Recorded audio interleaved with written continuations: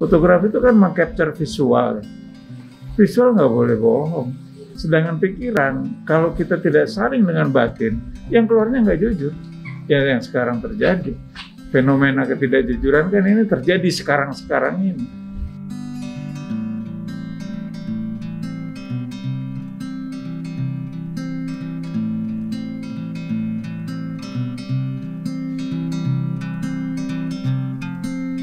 Ya baik-baik lah, ini habis selesai operasi dan sementara ada pemulihan di kemo.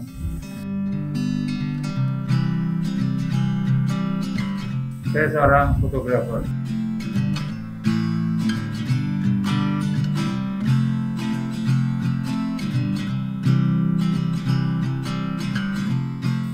Rasanya lebih ke arah controversial ya.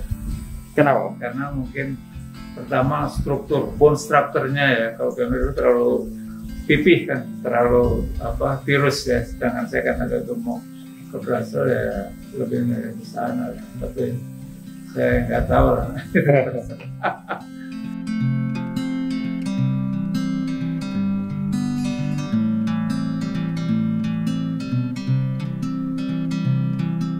Oke, sebetulnya saya mesti pakai ini dulu lagi.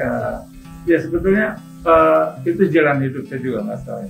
Tiba-tiba saya berhenti jadi pilot, terus memutuskan untuk fotografi atau jadi fotografer pada 40 tahun yang lalu tuh yang namanya fotografer ya nggak ada masa depannya sebetulnya, nggak ada orang pengen di profesinya fotografer gitu. Tapi di situ saya berkeyakinan bahwa profesi ini akan sejajar dengan profesi apapun. Nah sejak saat itulah saya banyak mempelajari bagaimana profesi fotografer itu dihargai dan betul-betul bisa menafkahi kita. Dan kenyataan itu terbukti, apalagi sekarang ya. Dan saya juga nggak ngebayangkan bahwa fotografer itu sekarang menjadi bagian dari atau kegiatan fotografi itu bagian menjadi aktivitas sehari-hari kayak lifestyle ya. Udah kebutuhan ya, itu juga saya nggak bisa bayangkan karena dulu yang namanya fotografi itu ya skopnya lebih sempit lah, dan itu menjadi sesuatu yang berkah lah buat saya gitu, bahwa apa yang saya bayangkan dulu itu terrealisasi sekarang. 40 tahun yang lalu tukang foto bilangnya tukang foto jalanan lah nggak ada ya profesi itu. Sekolah pun nggak ada sekolah fotografi. Sekarang kan ada seperti itu. Tidak, saya lebih banyak praktek di sini, terus saya banyak ambil kursus di luar kebetulannya karena dulu saya ingin mengambil tekniknya saja. Kalau artnya kan ya saya ikut workshop aja, jadi saya lebih banyak di Eropa, di Jerman, di Swiss, karena memang di situ kan pabrik-pabrik alat-alat fotografi di sana, jadi lebih ke teknis ya. Nah pada saat saya belajar mengenai artnya segalanya macam ya, saya lebih banyak ikut-ikut workshop ya, di mana fotografer itu memberikan input bukan hanya teknis saja, tapi bagaimana dia bisa mengeksplor fotografi gitu. Dan kebanyakan itu tempatnya di Eropa juga sih, kebetulan saya lebih kiblatnya ke Eropa waktu itu ya, bukan ke Amerika atau kemana. Jadi kayak di Italia itu belajar fotografi kan dia lebih seninya lebih kuat ya. Kalau Jerman itu lebih teori ya, teori. Ya.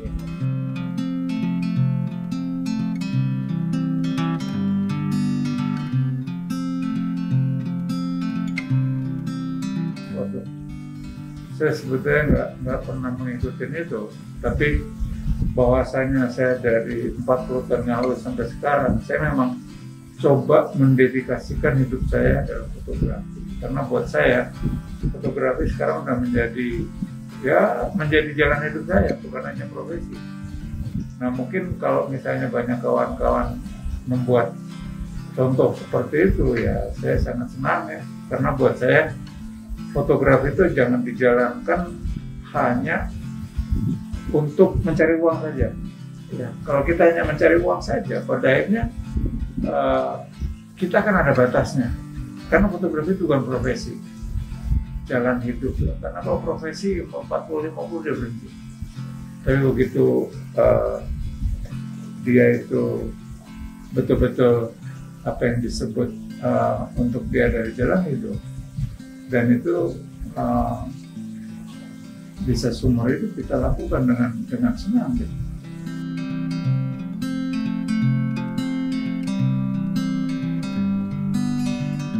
Oke, sebetulnya menarik karena saya belajar fotografi itu mungkin berbeda dengan yang lain. Karena pada saat itu saya keluar dari pilot, terus saya masuk ke fotografi. Di sini akhirnya saya berpikir bahwa ini adalah pilihan hidup saya kedua. Saya bukan artinya begini, saya jangan hanya profesi ini menjadi lahan untuk cari hidup saya. Saya harus membuat sesuatu yang berbeda, bahwa ini menjadi jalan hidup, supaya saya akan terus melangkah sampai kapanpun. Karena ini pilihan yang terakhir buat saya mungkin. Nah disitulah saya banyak belajar mengenai saya combine ya antara profesi dan jalan hidup. Nah di sini yang menarik sebetulnya bahwa dengan saya mengambil jalan hidup, spirit itu akan saya pertahankan terus. Dan sampai sekarang gitu. Ini sebetulnya sesuai dengan apa yang kita jalankan di dalam hidup. Ya. Segala sesuatu harus spirit, ya. Harus punya motivasi. Itu yang paling penting gitu buat saya.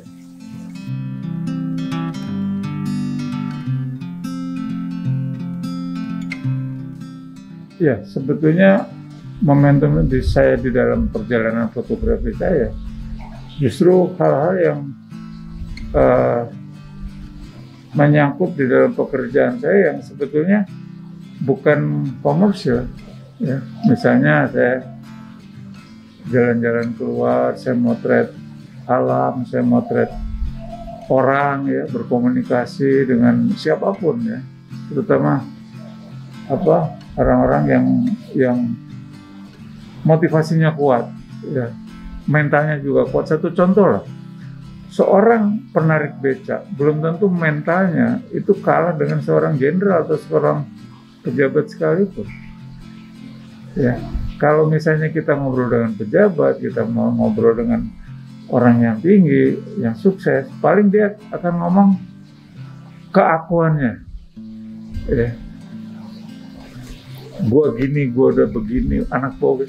Tapi kalau kita ngobrol dengan katakan seorang penarik becak, dia akan bercerita bahwa dia berhasil menyelokkan anaknya tanpa mengeluh dia. Dan apa yang dilakukan dia sebetulnya hal yang lebih ke arah kemanusiaan. Walaupun pekerjaannya dia seperti itu gitu, atau katakanlah tukang pembolong sampah, ya, tukang parkir atau apa segala macam. Karena mental mereka jauh lebih kuat dibanding seorang pemimpin apalah. Mental keberaniannya itu untuk bisa menjalankan itu. Sekarang kan banyak kita lihat, waduh, ngomongnya aja berkoar-koar, ya kan? Panggil polisi nggak berani, ya. Seperti itu. Jadi karena dia berani berkoar, karena di belakang ada ini, ada yang awal dia ada ini. Tapi kalau orang seperti yang saya sebutkan tadi, dia single fighter, dia berani menghadapi hidup dengan sendiri. Itulah sebetulnya orang-orang yang pemimpin sejatinya dalam level tertentu menurut saya. Yang kedua adalah yang saya bilang, saya belum pernah respect terhadap pejabat kecuali satu, Pak Jokowi. Jujur aja saya bilang, saya bukan juga orang politik, saya juga tidak ada urusan sama beliau. Saya juga tidak ikut politik, saya juga paling nggak suka politik. Tapi buat saya, selama kurun waktu saya hidup, saya benar-benar lihat seorang pemimpin seperti dia. Dia itu adalah single fighter, ya, keberaniannya luar biasa, menentukan sikap juga sendiri, tanpa dia mengharapkan ini. Ya kalau masalah dia merintah kiri bawahannya, memang itulah struktur dari dari ini dia ya, yang memang diwenangkan ke dia, tapi memberikan sebuah keputusan dengan sendiri itu kan luar biasa, dan keberaniannya luar biasa. Saya nggak usah sebutkan lah ya, apapun yang dia kerjakan. Nah itu sebetulnya sosok pemimpin itu seperti itu menurut saya.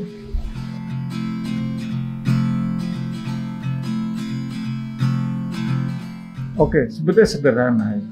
Saya selalu libatkan setiap pekerjaan apa yang kita lakukan itu dengan kaitannya kita jalani hidup. Hidup kan jujur, sederhana aja.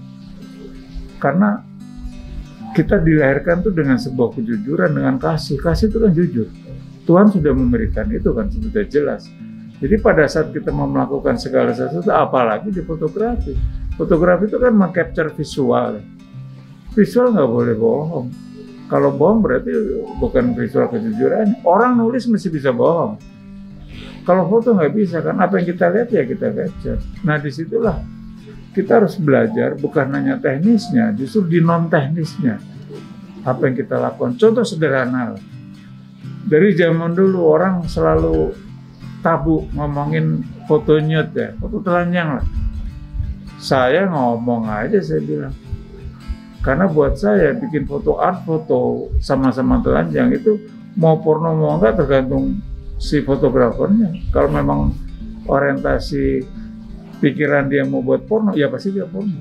Tapi kok kita di Indonesia ini dididik munafik, ya akhirnya tidak berkembang.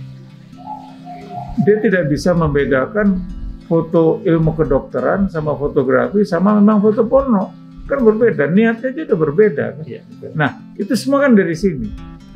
Dari pikiran. Sedangkan pikiran kalau kita tidak saring dengan batin, yang keluarnya nggak jujur. Ya yang sekarang terjadi, fenomena ketidakjujuran kan ini terjadi sekarang ini. Kalau saya bilang ya kebejatan manusia itu karena ketidakjujuran dan kemunafikan seperti itu.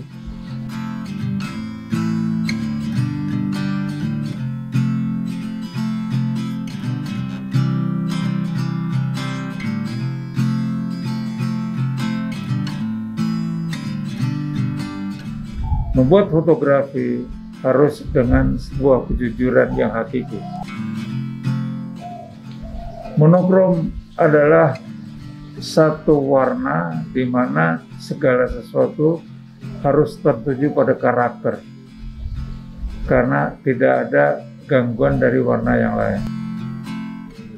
Solo, kota budaya, kota kelahiran saya.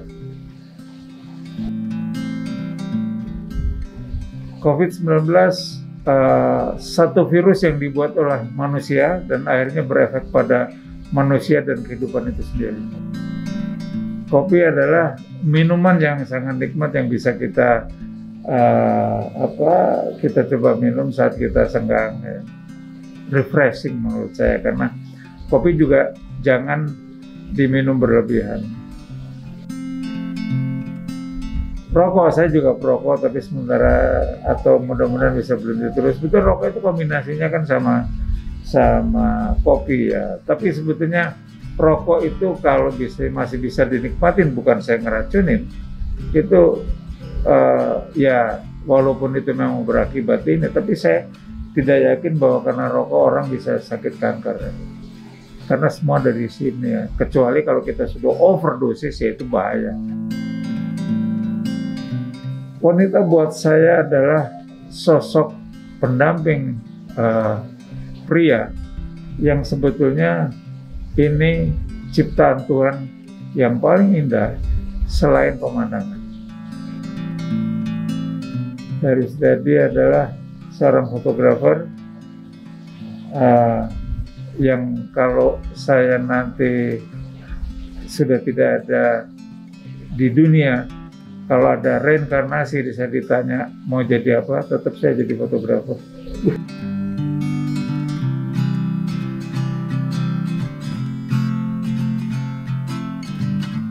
Saya tidak tahu menjawab, tapi mungkin garis besarnya seperti ini, bahwa dulu saya memang merasakan fotografi di Indonesia ini tidak semarak seperti sekarang.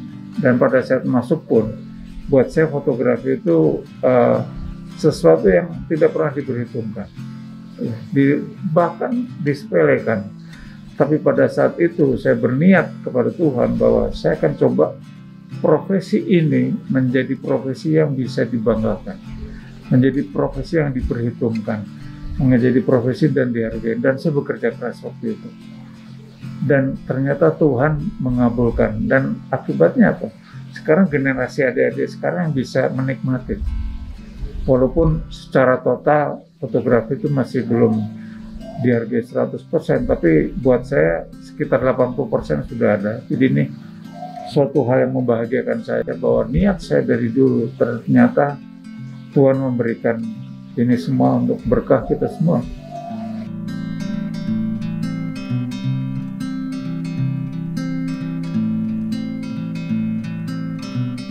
Oke, buat generasi sekarang dan yang akan datang atau generasi milenial, saya mengharapkan ya, semoga adik-adik semua setiap berprofesi apapun itu memerlukan sebuah kejujuran, karena kejujuran itu sekarang ini sudah langka dijalani oleh manusia.